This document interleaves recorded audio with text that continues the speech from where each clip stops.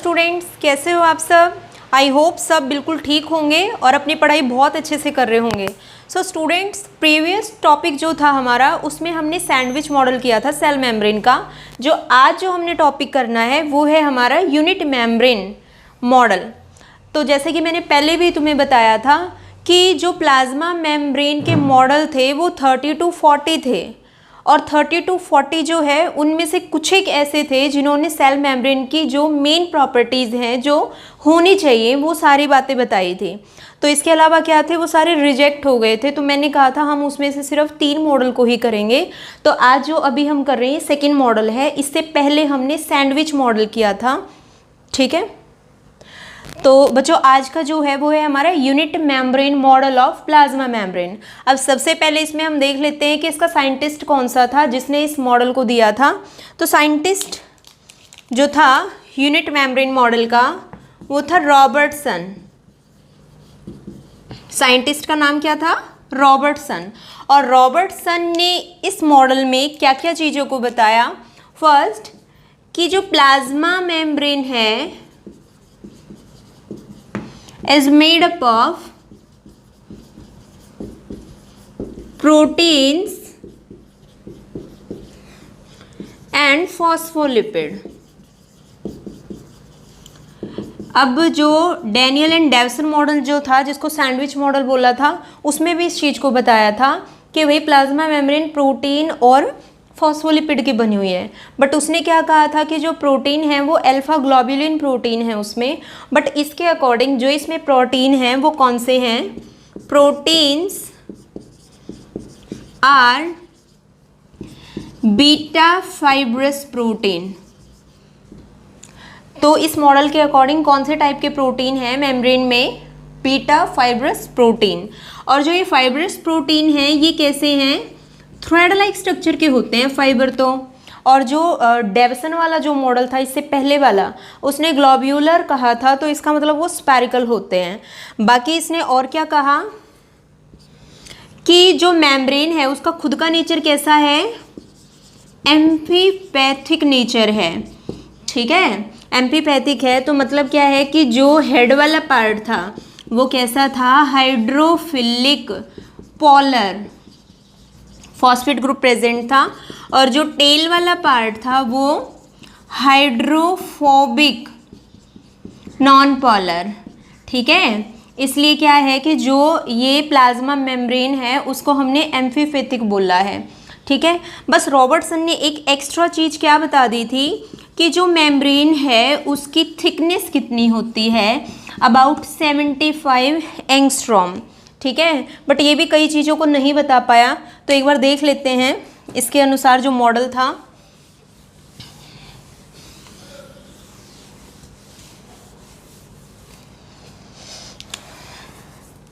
Robertson के according जो model था वो फॉस्फोलिपिड्स का बना हुआ था। और फॉस्फोलिपिड जो है ये क्या है? एक बायलेयर है कुछ इस तरह से।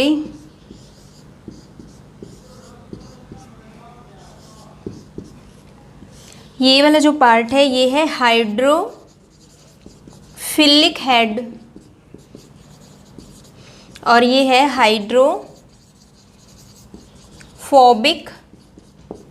टेल, ठीक है। और ये जो पूरी फॉस्फोलिपिड लेयर जो है ये क्या है? एक बायलेयर, फॉस्फोलिपिड बायलेयर। इसका पूरी का थिकनेस कितना है? 75 एंगस्ट्रॉम है, ठीक है। अब देखो ये हेड वाला पार्ट है तो हेड वाला पार्ट क्या एक दूसरे के ऑपोजिट है। और ये टेल वाला पार्ट है, टेल वाला पार्ट क्या है? Face to face. और ये जो है ये पूरे फॉस्फोलिपिड्स के मॉलिक्यूल जो हैं वो एक दूसरे से वीक वंडरवाल फोर्स से जुड़े हुए हैं, ठीक है। ये बातें इससे पहले वाले मॉडल में भी थी और इसमें भी हैं। अब देखो, अब जो मेम्ब्रेन है उसमें से एक चीज़ और, यहाँ पे फाइब्रस प्रोटीन की बात हुई है तो इस तरह से हमने फाइब्रस प्रोटीन को दिखा दिया जो इसके बाहर प्रेजेंट हैं, हेड वाले पार्ट के ऊपर प्रेजेंट हैं ये, ठीक है। तो ये कौन से हो गए, ये है फाइब्रस प्रोटीन, ठीक है, फाइब्रस प्रोटीन। तो जैसे यहाँ पे क्या है कि कोई एक फैट का मॉलिक्यूल है, ये है क्या, फैट सॉल्यूबल मॉलिक्यूल है कोई। अब ये कैसे करेगा क्रॉस, इसको यहाँ से आया तो प्रोटीन उसको बिल्कुल नहीं रोकेगा, यहाँ से ट्रांसफ़र हो करके और ये यहाँ तक, ये जो दोनों टेल वाले पार्ट है इनका कैसा नेचर है, हाइड्रोफोबिक, मतलब ये लिपिड्स के पार्टिकल को खूब आसानी से जाने देंगे। तो मतलब क्या है कि ये क्या होगा, आसानी से ट्रांसफ़र हो जाएगा। ये चीज़ तो इससे पहले वाले मॉडल में भी साबित हो गई थी, बट यहाँ पे प्रॉब्लम क्या थी, वही प्रॉब्लम थी जो इससे पहले प्रॉब्लम थी। क्या, यहाँ पे आ गया ये water soluble molecule, fat soluble तो क्या हो गया, आसानी से ट्रांसफ़र, है ना, समझ रहे हो ना। ये है वाटर सॉल्यूबल। अब वाटर सॉल्यूबल प्रोटीन में से तो चला गया, ये वाला पार्ट क्या है, हेड, कैसा, हाइड्रोफिलिक, हाइड्रोफिलिक है तो वो वाटर के मॉलिक्यूल के साथ आसानी से रिएक्ट कर लेगा, तो इसका मतलब यहाँ से भी वो ट्रांसफ़र हो गया। बट बारी आई अब इसकी, ये क्या है, लिपिड्स का बना हुआ, हाइड्रोफोबिक, तो ये और साथ में फिर ये क्या है, एक थिक लेयर बनी हुई है, ये क्या करेगी, इस वाटर सॉल्युबल मॉलिक्यूल को ट्रांसफ़र नहीं होने देगी। और इसी चीज़ के बारे में इस मॉडल में नहीं बताया गया, तो ये क्या है, एक उसकी ड्रॉबैक्स है, इसलिए क्या है, ये मॉडल रिजेक्ट हुआ। एक तो ये चीज़ कि भाई इस मॉडल ने क्या नहीं बताया, इस मॉडल ने क्या नहीं बताया, वाटर के जो मॉलिक्यूल हैं उनकी मूवमेंट कैसे होगी, नहीं बताया इसने।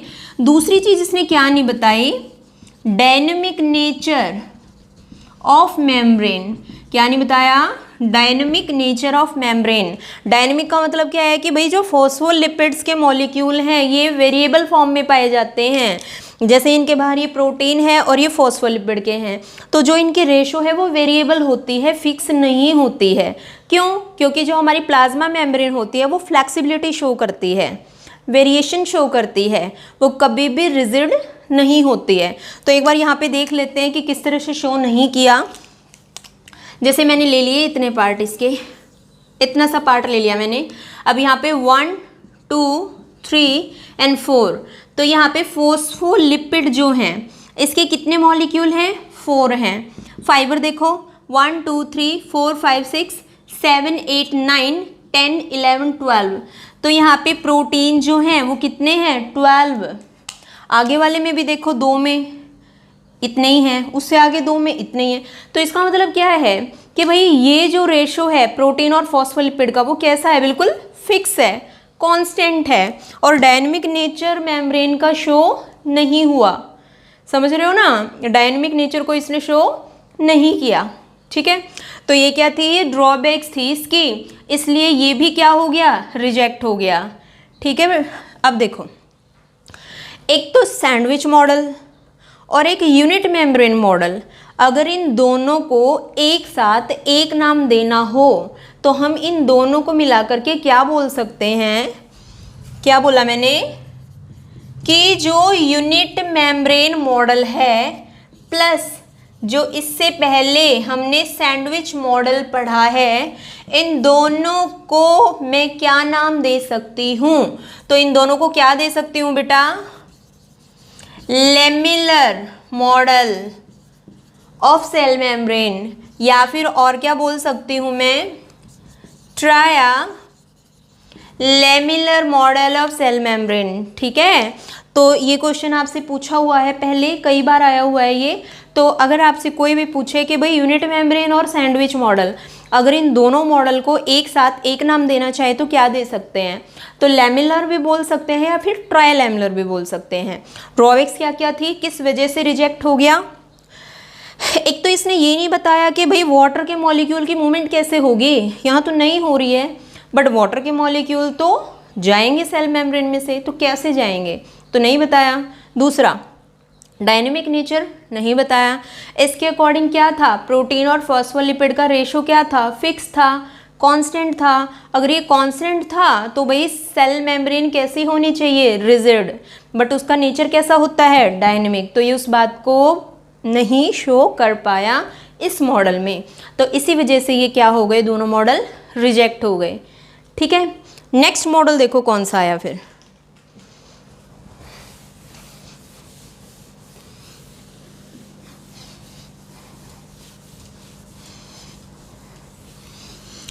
नेक्स्ट मॉडल जो था वो था फ्लूइड मोशैक मॉडल। फ्लूइड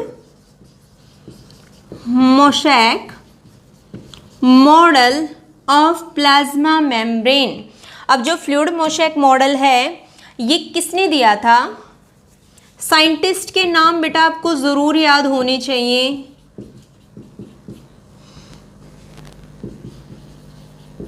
किसने दिया था? सिंगर एंड निकोलसन ने। किसने दिया था? सिंगर एंड निकोलसन ने।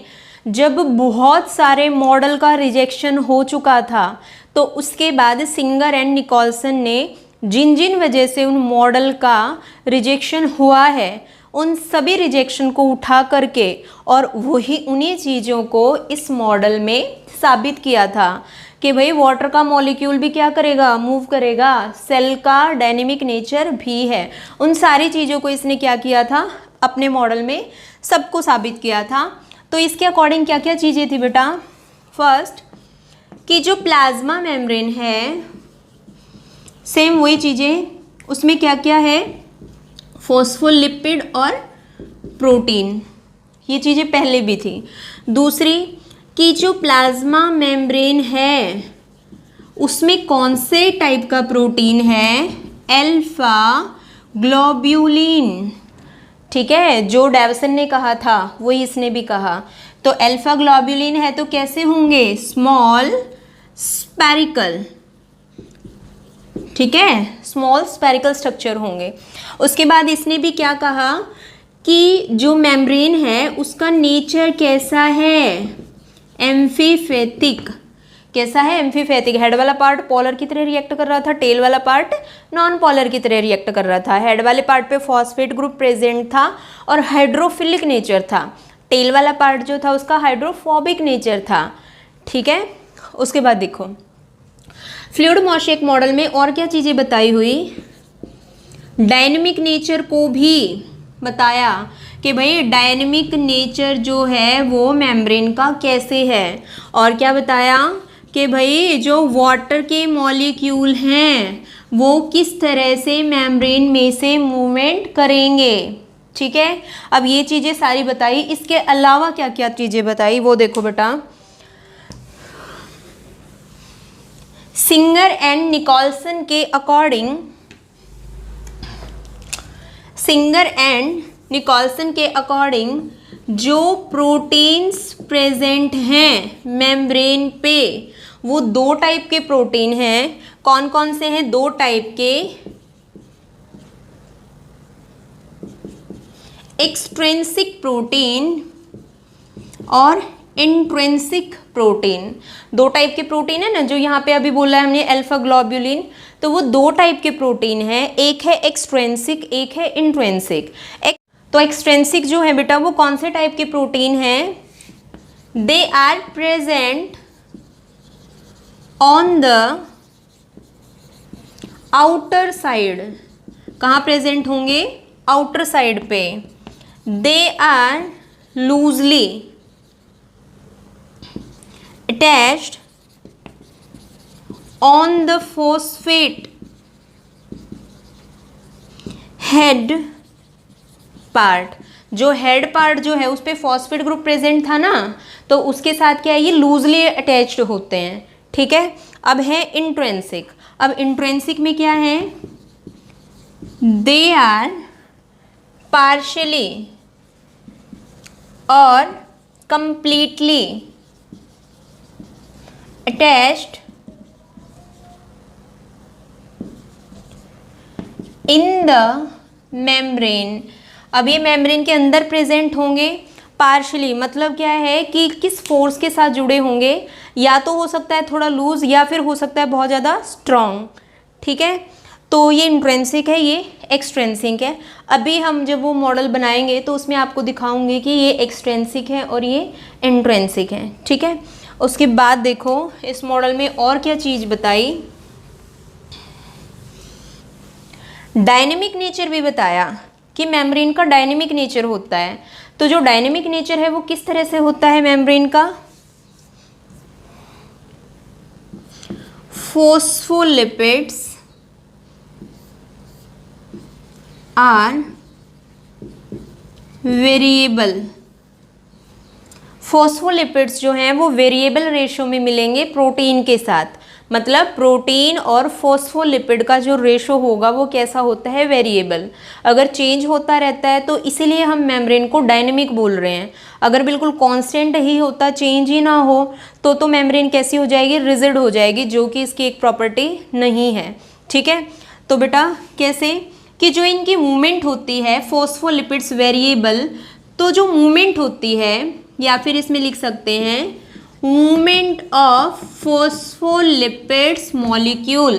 फॉस्फोलिपिड्स मॉलिक्यूल जो हैं उनकी मूवमेंट किस तरह से होगी, क्योंकि हमने कहा है कि जो हमारी प्लाज्मा मेम्ब्रेन है उसका डायनेमिक नेचर होता है। तो डायनेमिक होता है तो मतलब क्या है, रेशो फिक्स नहीं होगा, वेरिएशन आएगी। तो किस तरह से आएगी बेटा, मॉलिक्यूल्स क्या करेंगे, रेशो को चेंज करते रहेंगे। दो तरह से करेंगे, एक है ट्रांजिशन मूवमेंट और दूसरी है फ्लिप फ्लॉप मूवमेंट। एक तो जो फॉस्फोलिपिड्स के मॉलिक्यूल हैं वो ट्रांजिशन मूवमेंट करते हैं, अभी बताऊंगी ये क्या है, और दूसरी कैसी मूवमेंट करते हैं, फ्लिप फ्लॉप मूवमेंट। और ये काफ़ी इम्पोर्टेंट है बेटा आपका, ये पेपर में भी कई बार आ जाता है और कंपटीशन के लिए तो बहुत इम्पोर्टेंट है। तो देखो ये है क्या, ट्रांजिशन का मतलब क्या हुआ, movement of phospholipids molecule in A same layer, एक ही लेयर के अंदर मूवमेंट हो तो। और इसका मतलब क्या हुआ कि movement of phospholipids molecule in the different layer, ये सेम लेयर हो गया या डिफरेंट लेयर हो गया। अब एक बार इनको दिखा देते हैं कि सेम और डिफरेंट किस तरह से हैं। ठीक है, मॉडल बनाते हैं हम, फ्लूइड मोशैक मॉडल।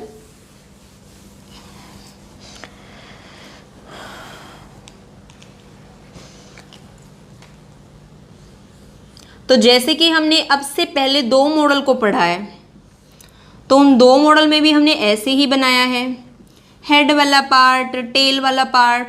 तो सेम जो मॉडल है वो तो अलग नहीं था, अरेंजमेंट जो था वो बिल्कुल ऐसे ही बताया था। बट इसमें क्या चीज़ थी कि भाई प्रोटीन दो बता दिए इसमें, कि भाई एक प्रोटीन नहीं होता, दो प्रोटीन होते हैं, एक बाहर की तरफ होता है और दूसरा अंदर की तरफ होता है। बाहर वाले को एक्सट्रिंसिक बोला था और अंदर वाले को इंट्रिंसिक बोला था। सेम वैसे ही स्ट्रक्चर बता दिया ना हमने। अब देखो ये कौन सा पार्ट था, हाइड्रोफिलिक हेड, और ये कौन सा है बेटा, हाइड्रोफोबिक टेल। कौन सी फोर्स है बीच में, वीक वंडरवाल फोर्स। यहाँ पे मैंने बनाया इस तरह से एक मॉलिक्यूल,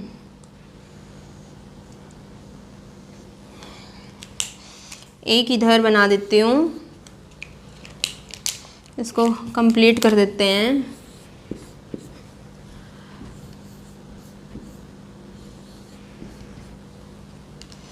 इसके बाहर भी ग्लोबुलर प्रोटीन बना देते हैं।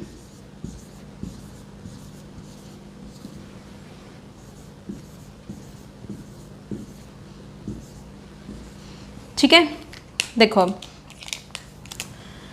ये पूरी क्या है, फॉस्फोलिपिड मेम्ब्रेन है ना, दोनों तरफ, थिकनेस 75 एंगस्ट्रॉम। ठीक है, 75 एंगस्ट्रॉम जो है थिकनेस के बारे में रॉबर्टसन ने बता दिया था। और जो मेम्ब्रेन है इसके बीच में जो पोर होते हैं, मेम्ब्रेन के बीच में जो पोर होते हैं उस पोर का डायामीटर कितना होता है ये बताया था डेविसन ने, अपने सैंडविच मॉडल में ही बताया था। तो वो भी आपको पता होना चाहिए कि जो पोर जो होते हैं इनका कितना डायामीटर होता है, 7 to 10 एंगस्ट्रॉम। और ये किसने बता दिया था? डेविसन ने ही बता दिया था सैंडविच मॉडल में। इसने पोर के बारे में बता दिया था डेविसन ने, रॉबर्टसन ने थिकनेस के बारे में बता दिया था, और इन दोनों का यूज़ किसने कर लिया था? सिंगर एंड निकोलसन ने कर लिया था। ठीक है, देखो अब ये जो बाहर की तरफ जो प्रोटीन है ये कौन से हैं? Extrinsic protein. कौन से हैं? एक्सट्रिंसिक। एक्सट्रिंसिक को पेरीफेरल भी बोल सकते हैं। एक्सट्रिंसिक को क्या बोल सकते हैं? पेरीफेरल प्रोटीन भी बोल सकते हैं। और जो ये बीच में बना रखे हैं ना मैंने ब्लू वाले, ये कौन से हैं? इंट्रिंसिक। इंट्रिंसिक को इंटीग्रल प्रोटीन भी बोल सकते हैं, एक्सट्रिंसिक को पेरीफेरल बोल सकते हैं, और इंट्रिंसिक को इंटीग्रल बोल सकते हैं। ठीक है, लगभग सेल के अंदर 70 से लेकर 75% तक जो सेल मेम्ब्रेन को बनाने का काम होता है वो इंट्रिंसिक प्रोटीन कर देते हैं। अगर उनके बाद भी प्रोटीन की रिक्वायरमेंट हो तो जो बचा खुचा पार्ट होता है सेल मेम्ब्रेन का वो कौन बनाता है? एक्सट्रिंसिक बनाता है। ठीक है, देखो अब ये इंट्रिंसिक है, ये यहाँ पे मैंने बना दिया कोई फैट सॉल्युबल मॉलिक्यूल, यहाँ मैंने कोई बना दिया वाटर सॉल्युबल मॉलिक्यूल। ये कैसे मूव करेगा? प्रोटीन ने इसको नहीं रोका, क्योंकि प्रोटीन किसी को नहीं रोकता। इस वाले पोर में से ये आसानी से चला गया। यहाँ पे ये क्या है? टेल वाला पार्ट। टेल वाला पार्ट किसका बना है? लिपिड का। लिपिड का बना है तो वो लिपिड्स को क्या करेगा? आसानी से ले जाएगा। तो वही, इसको तो कोई रुकावट नहीं हुई, ये क्या हो गया? आसानी से ट्रांसफ़र कर लेगा। प्रॉब्लम किसको आएगी? इसको। ये है वाटर सॉल्युबल। प्रोटीन ने क्या किया? इसको भी नहीं रोका। ये कौन सा है? हेड वाला पार्ट है हाइड्रोफिलिक। हाइड्रोफिलिक मतलब वाटर लविंग, तो इसका मतलब ये भी क्या करेगा? वाटर लविंग है तो इसको नहीं रोकेगा। बारी आ गई किसकी? इसके और इसकी। ये जो टेल वाला पार्ट है, बीच में पूरा टेल वाला है बेटा, तो टेल वाला पार्ट कैसा है? हाइड्रोफोबिक। मतलब क्या है? ये लिपिड्स के मॉलिक्यूल को कर सकता है ट्रांसफ़र, बट ये वाटर के मॉलिक्यूल से क्या करता है? हेट करता है। लिपिड्स लविंग है, वाटर से क्या करता है? हेट करता है। तो ये क्या करेगा? उसको ट्रांसफ़र नहीं होने देगा। अब भाई नहीं होने देगा, पर इसने तो इस मॉडल में तो कह दिया है कि भाई वाटर के मॉलिक्यूल तो ट्रांसफ़र होंगे। तो कैसे ट्रांसफ़र करके दिखाया सिंगर और निकोलसन ने? उनके अकॉर्डिंग जो वाटर के मॉलिक्यूल हैं वो किस तरह से ट्रांसफ़र होंगे? मेम्ब्रेन के बीच में कुछ इंट्रिंसिक प्रोटीन होते हैं, जैसे कि ये, और इधर भी बनाया है जिसको नाम दे दिया टनल प्रोटीन। यहाँ पे इंट्रिंसिक को ही नाम दिया है बेटा टनल प्रोटीन, या फिर इसको मैं बोल सकती हूँ ट्रांसपोर्टर, या फिर बोल सकती हूँ कैरियर मॉलिक्यूल। इसका काम क्या है? यहाँ से इसको वाटर सॉल्युबल मॉलिक्यूल को अपनी शेप को चेंज किया, जैसी इसकी शेप थी वैसी बना ली अपनी, और इसको क्या कर दिया? ट्रांसफ़र करवा दिया। और यहाँ से भी बाहर निकालना था तो ऐसी ही शेप बनाई और इसको बाहर निकाल दिया। इसका मतलब क्या है कि इस वाले पार्ट में तो ये गया ही नहीं और आसानी से क्या हो गया? ट्रांसफ़र हो गया। इतनी बात समझ में आई आपको? तो जो सिंगर और निकोलसन था उसने दोनों बातों को प्रूव कर दिया। पहला कि भाई डायनेमिक नेचर होता है, ठीक है, अब कैसे होता है वो चीज़ भी अभी देखेंगे। दूसरा कि भाई वाटर के मॉलिक्यूल किस तरह से ट्रांसफ़र होते हैं। डायनेमिक नेचर कैसे होता है वो चीज़ देख लो एक बार। देखो बेटा, अब ये तो हो गया कि भाई वाटर के मॉलिक्यूल किस तरह से ट्रांसफ़र होंगे, ये बात हो गई क्लियर। दूसरी चीज़ क्या है? डायनेमिक नेचर बताना है।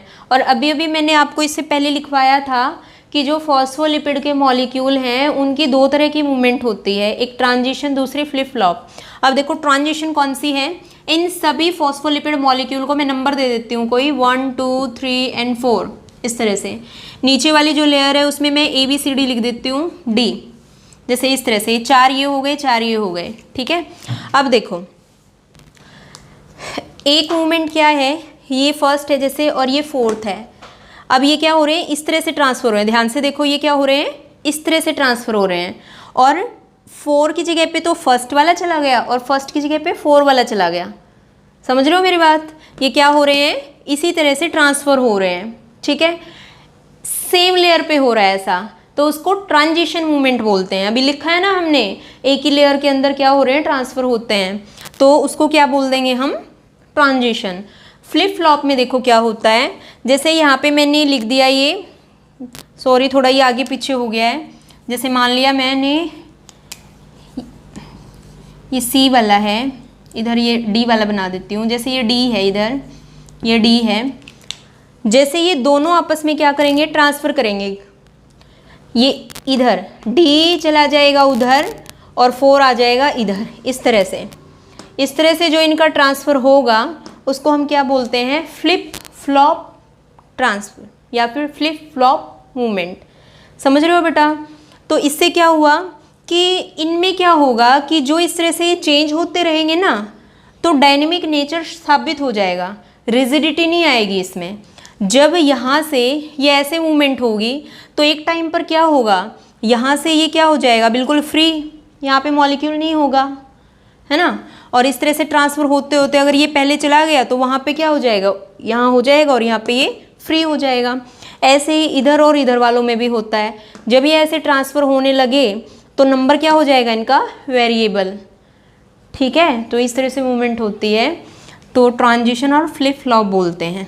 ठीक है, अब देखो सिंगर एंड निकोलसन जो है उसने जो अरेंजमेंट था इसका पूरा अरेंजमेंट वो किस तरह का बताया कि भाई पहले तो क्या है, प्रोटीन, फिर क्या है, फॉस्फोलिपिड, और फिर से क्या है, प्रोटीन, प्रोटीन है, फॉस्फोलिपिड है, प्रोटीन है। तो इस मॉडल को और क्या बोल दिया, ट्राया लैमिलियर मॉडल। क्या बोल दिया, ट्राया लैमिलियर, मतलब ट्राया मतलब 3 जो हैं, इन तीनों का अरेंजमेंट है उसमें। ठीक है,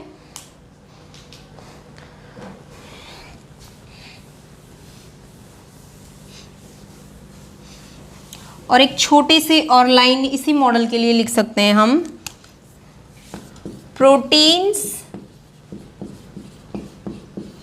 icebergs in the sea of lipids. Singer और निकोलसन ने क्या कहा इस मॉडल के लिए कि जैसे प्रोटीन, जो बाहर की तरफ जो प्रोटीन थे वो आइसबर्ग्स की तरह हैं, और जो बीच में जितना भी लिपिड वाला पार्ट था, बीच में लिपिड्स वाला पार्ट है और उसके ऊपर प्रोटीन कैसे थे, आइसबर्ग की फॉर्म में थे। वो क्या है, उसके ऊपर तैरते रहते हैं, चेंज होते रहते हैं, बट उसके अंदर नहीं जाते। ठीक है, क्योंकि क्या है कि अंदर क्यों नहीं जाएंगे, क्योंकि उसका नेचर कैसा था, जो अंदर की तरफ जो लिपिड्स हैं उनका नेचर कैसा है, फ्लो करवाने का नेचर है उनका, तो इसलिए क्या है कि वो ऊपर की तरफ मूव करते रहेंगे।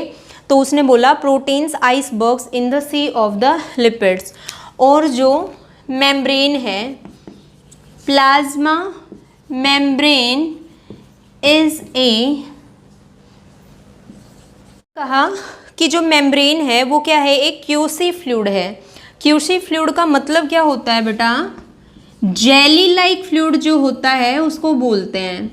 तो मेम्ब्रेन जो है वो भी जेली लाइक स्ट्रक्चर की तरह ही रिएक्ट करती है। तो ये सिंगर और निकोलसन ने अपने मॉडल में बताया। तो इससे क्या पता चल गया कि भाई मेम्ब्रेन जो है वो बायलेयर है और उसमें क्या है, प्रोटीन, फॉस्फोलिपिड, प्रोटीन तीनों प्रेजेंट हैं। 2 टाइप के प्रोटीन हैं, एक इंट्रिंसिक और एक एक्सट्रिंसिक। दोनों की बॉन्डिंग हमने पढ़ ली है। एक्सट्रिंसिक लूजली होते हैं, इंट्रिंसिक पार्शियली और कम्प्लीटली अटैच्ड होते हैं। ठीक है, वाटर के मॉलिक्यूल जो है उनकी मूवमेंट किसने करवाई है, जो इंट्रिंसिक थे।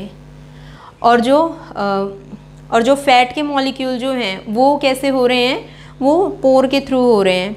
डैवसन के अकॉर्डिंग जो पोर हैं उनकी थिकनेस कितनी होती है, 7 to 10 एंगस्ट्रॉम होती है। रॉबर्टसन के अकॉर्डिंग जो पूरी मेम्ब्रेन है उसकी थिकनेस कितनी होती है, 75 एंगस्ट्रॉम होती है। ठीक है, और फॉस्फोलिपिड जो है उसके मॉलिक्यूल 2 तरह से मूवमेंट करते हैं, ट्रांजिशन और फ्लिप फ्लॉप। ठीक है, मतलब सेम लेयर के अंदर या फिर डिफरेंट।